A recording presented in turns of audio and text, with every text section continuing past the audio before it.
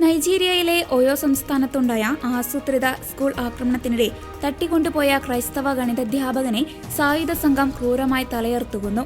ഒബമോഷോ സ്വദേശിയായ മൈക്കൽ ഒയാദുക്കുൻ എന്ന അധ്യാപകനാണ് കൊല്ലപ്പെട്ടത്.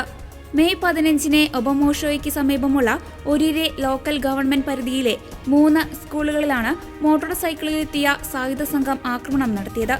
സ്കൂളുകളിൽ നിന്ന് ഒയേദോക്കുൻ ഉൾപ്പെടെ 7 അധ്യാപകരെയും നിരവധി വിദ്യാർത്ഥികളെയും ഇവർ തട്ടിക്കൊണ്ടുപോയി സമീപത്തെ വനമേഖലയിലേക്ക് കടന്നു കളയുകയായിരുന്നു.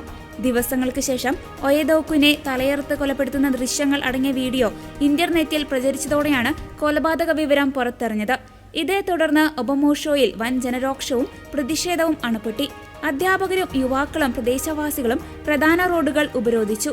സ്കൂളുകൾക്കും ഗ്രാമീണ മേഖലകൾക്കും ശക്തമായ സുരക്ഷ ഉറപ്പാക്കണമെന്ന് ആവശ്യപ്പെട്ടായിരുന്നു പ്രതിഷേധം.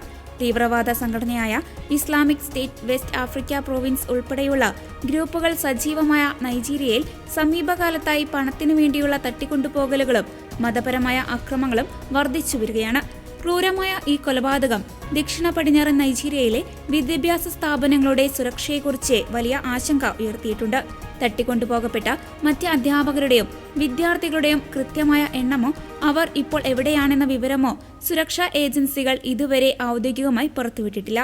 ബന്ദികളാക്കപ്പെട്ട ബാക്കി ആളുകളെ സുരക്ഷിതമായി മോചിപ്പിക്കണമെന്നും കുറ്റവാളികളെ ഉടൻ നിയമത്തിനു മുന്നിൽ കൊണ്ടുവരണമെന്നും ആവശ്യപ്പെട്ട് സഭാ നേതൃത്വങ്ങളും മനുഷ്യാവകാശ സംഘടനകളും രംഗത്തെത്തിയിട്ടുണ്ട്. ഒയേദോക്കുന്റെ വിയോഗത്തിൽ അനുശോചനം രേഖപ്പെടുത്തിക്കൊണ്ടും ബാക്കിയുള്ളവർക്കായി പ്രാർത്ഥിച്ചുകൊണ്ടും ഓയോ സംസ്ഥാനത്തുടനീളം പ്രത്യേക പ്രാർത്ഥന ചടങ്ങുകൾ നടക്കുകയാണ്.